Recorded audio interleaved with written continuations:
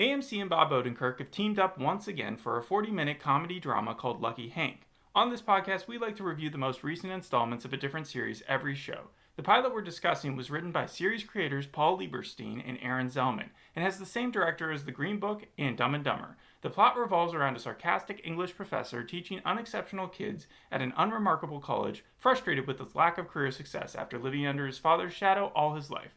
The show premiered Sunday night. It's March 20th. Welcome to today's episode.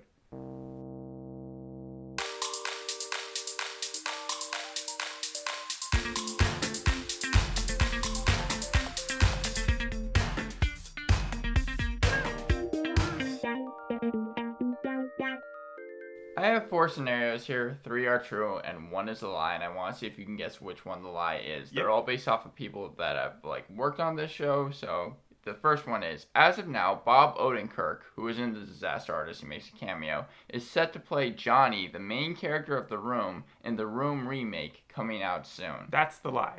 Go ahead. And then the second one is, Paul Lieberstein, before pursuing a career in entertainment, was a practicing dentist for several years, even earning his degree from Harvard for dental medicine. I believe it. The third one is, executive producer Mark Johnson said he is friends with Richard Russo, the author, and at one point they sent the script to DreamWorks and were going to make it a feature film. Well, given that Richard Russo is an executive producer, definitely. And then the fourth one is, Cedric Yarbrough, who plays Paul Rourke in this show, also played Officer Meow Meow Fuzzy Face in BoJack Horseman. That is also true. It's the first one. The first one? I'm going to say it's the first one. That is actually false. Bob Odenkirk is set out to play dentist? Johnny. Yeah, it is. Okay. It is. It's ChatGPT once again. Help me with that. Do you know who Paul Lieberstein is? I wasn't sure if you knew him by name. Well, I clearly didn't know that he wasn't a dentist, so no. He is Toby from The Office. Oh, for real? Yeah, so what they did was they got Paul Lieberstein and Aaron Zelman. Aaron Zelman is known more for drama. Paul Lieberstein, obviously, more for comedy. And I thought that they kind of mixed it well here. Mm-hmm. And then, so you actually know who Mark Johnson is. Mark Johnson? Okay, he's the executive producer. What I meant was... I said Richard Russo. Yeah, you know he's the one who made Straight Man, because that was what they said at the beginning, and said it's a novel called Straight Man. I actually like that they called Lucky Hank here, because it reminds me of Everybody Loves Raymond. It was actually set to be Straight Man, but then they decided to change the title back in January 2023. Yeah, I don't think that Straight Man would have gone over super well. I feel like audiences would have judged it just based off the title. They would have thought it was like a woke show, you know? Yeah, no, I can understand that. Okay. Yeah, so what's the book about?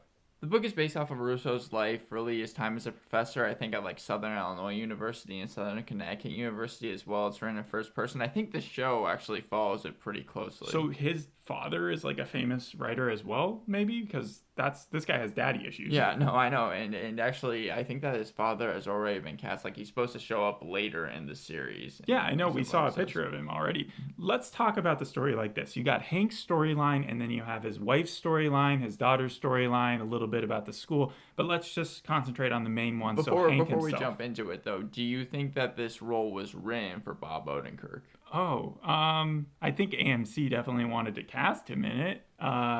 Yes. No, it wasn't. Okay. Basically, there was this whole story on it. But yeah, so many people saw Bob Odenkirk in this role, even for the trailer, and thought that it was written specifically for him. It always had him in mind, and they didn't. So there was no one. No, Okay, so it wasn't like someone passed on it and he got it. All right. So the first shot that we see is Hank, our main character. He's staring out into this river. It's this beautiful landscape. You find out really quickly that he's actually at Railton College, but it looks more like a Monet photo or painting at first. I was going to say this is an odd thing to compliment on, but the camera's turning and I really like the way that it was lit. The direction? Yeah. Later on, when he has a phone call with his dad and he gets bumped into by a student, they do this weird thing with the audio that also was really cool with the direction or editing. I'm not sure which to credit. But getting back here, the first scene we actually see, I think that's where they really set the basis or set the table for the rest of the show, not just the episode. Because Hank is shown daydreaming at a table full of students who are participating in a peer review of their papers. So you have one student, I think his name is Bartow. Yeah. Right? And he's reading off his entire script that he's written, and Hank isn't doing anything. Like, as the teacher, not only just the professor, but also the English chair department head or whatever, the rest of the students look to him to, like, provide some form of notes, and he doesn't want to do that.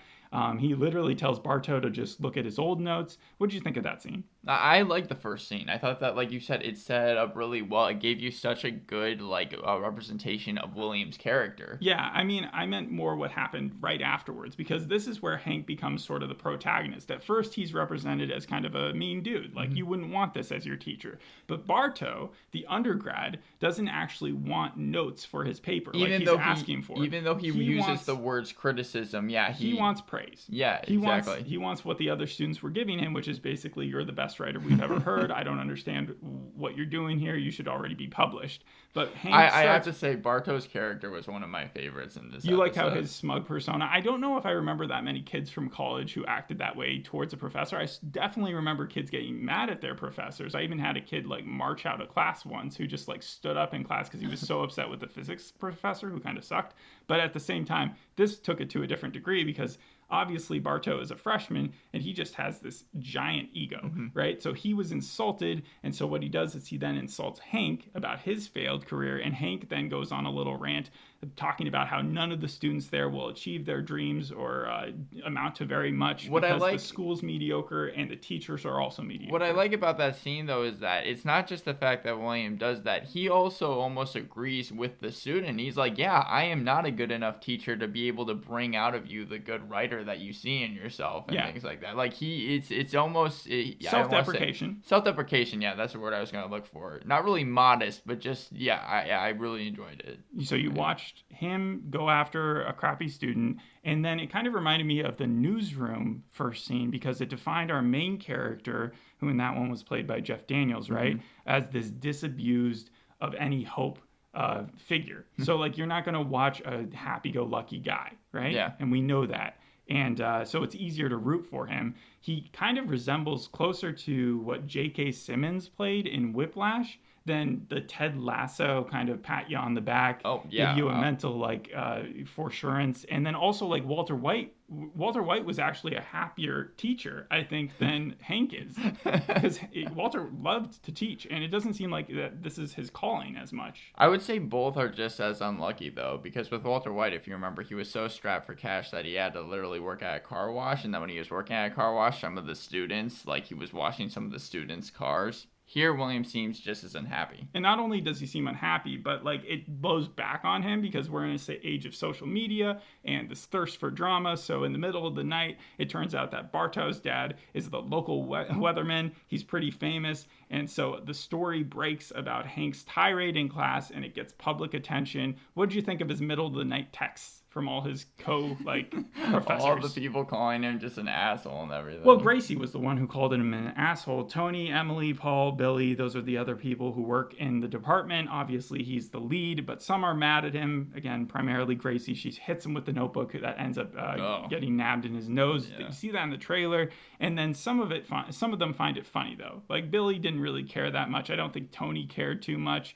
And the next day, when Hank is getting some side-eye glances from the other students, and Bartow even approaches him again, asking for an apology, you also know that the dean is asking to see him. And so you're like, oh, no, is his job in trouble? And obviously, I mean, the dean being played by Oscar Nunez, you have the Paul Lieberstein connection there as well. Yeah. What did you think of how he plays a mediator? Because that is what I see Oscar as playing. When he's not playing an evil role, he always plays sort of like the middleman, the one who's supposed to like calm things down. Here he seemed like a wimp, though. No, he didn't. It seemed like he didn't have that much to do his job. He didn't have that much control over William, though. Like William wasn't supposed to. He was like Cuddy in House, except even with less power. So Cuddy could actually fire House if she wanted to, but he was so good at his job that she always fought against having to do that. Dean Rose, right? That's his name. Yeah, he is stuck because he doesn't really want to fire him, but he is being called by all the board members. but because Hank is the department chair head, he's got tenure. He's like double unfireable,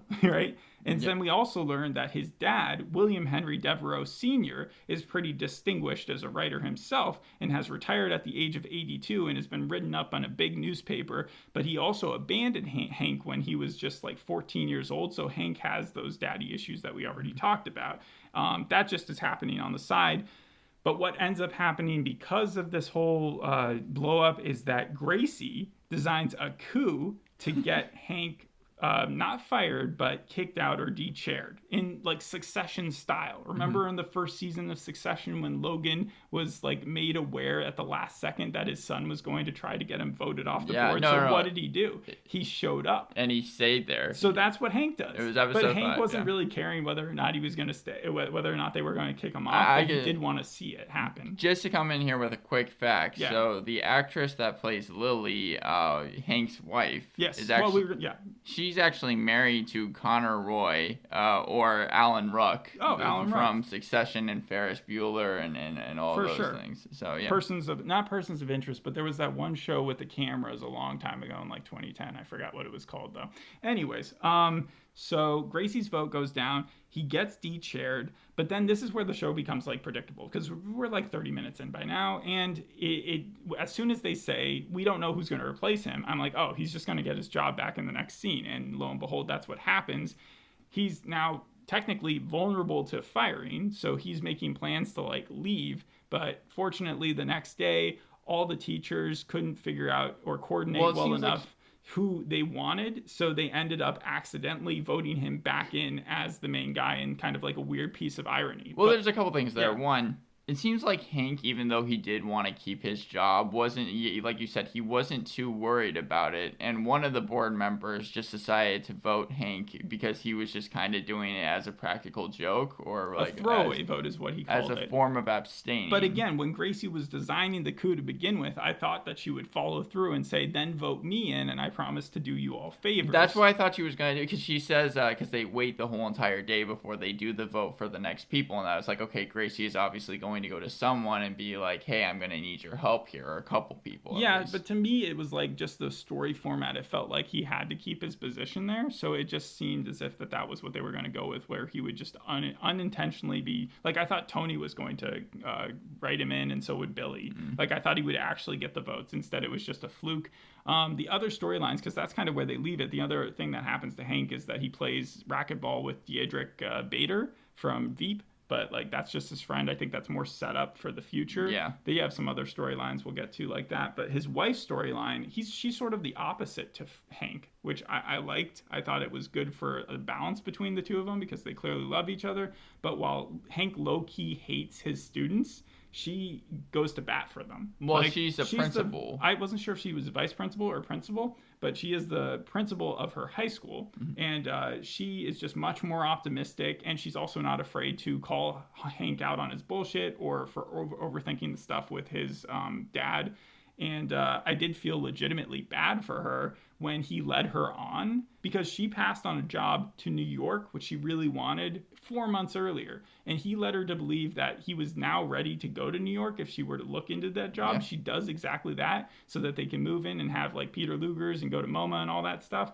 And then as soon as she tells him that she still has the job opportunity and seems so hopeful about it, that's when he pulls the rug out. And he's like, actually, I don't want to leave yet. So I could understand why, like, it didn't feel like it was crafted to just get her upset. It felt like that was an actual reason to get upset. Yeah. And she didn't even, like, blow up on him or anything. So I liked her character. It seems like she's the moral compass for the show, though. Yeah, I wouldn't be surprised. Also, the show narrated portions of it, which we haven't talked about. We get Hank's narration, and I thought some of his funniest narration parts were when he was talking about his daughter, especially the part where he like figured out she was going to be asking for money, and so you saw him like running away from the house as her and her boyfriend like tried to find a way in order to like make the money back from him. Yeah. I'll say this about that storyline. So obviously you've seen that storyline done a million different times. I found that scene funny where he was running away. One of my favorite parts of the episode though was when you got the argument and then it just cut randomly in the middle of it. Yeah, because I mean like you get like kind of the startup, but I was like, okay, this is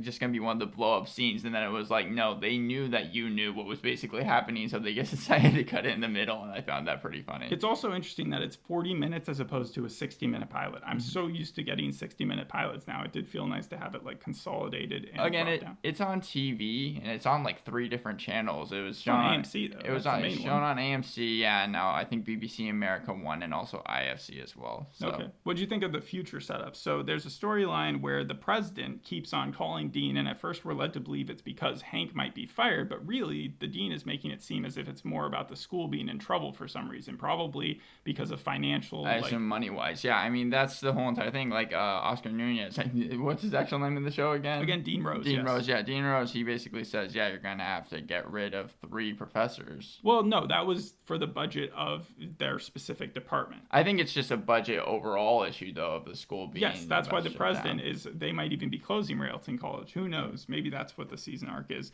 The other setup that they had is that Marnie called Hank, and Marnie is Hank's dad's secretary, telling him that Stephanie, his father's 3rd wife, had left him, and that his father should not be left alone at this time, and that he should go and make amends with him, even though he hasn't seen him since he's 14 years old. Yeah. Which was weird, but you could tell that that was going to bother Hank for a good amount of episodes. Do you have pros and cons? I mean, like, I'm kind of just going through them as we're talking about each scene. One of my pros was that I like how no one is truly evil in this. We see Bartow, but I think he's just more a smug, arrogant teen. Yeah. But, like, he's not evil. And we see Gracie, who I think is just projecting her own sadness in life as to why she wanted to de-chair. I don't think she's evil, though. She could have been a really annoying character because there are other TV shows that have that similar type of character. But, no, I agree with you. I felt like she actually had some humanity to her. And I recognize nice the actress. Yeah, I recognize the actress. I just forgot from where. Hank being middle-aged, fed up, misunderstood guy. That's not the most original concept to start like a TV, like the center of your show around, but calling him Lucky Hank, that's what I like about it. I like that they changed the name. I think I mentioned that already. And then the sarcastic one-liners that he gave did remind me a little bit of House mixed with his Better Call Saul character. The book is known for its quips that it has in it. But they must have implemented, unless the book was made like last year. I think it came out in like 1997. Yeah, so they must have added this one because he mentions his fantasy pickleball league as if that was a real thing. It's clearly just a joke that he makes, but that wouldn't have been in the book, and that was really funny.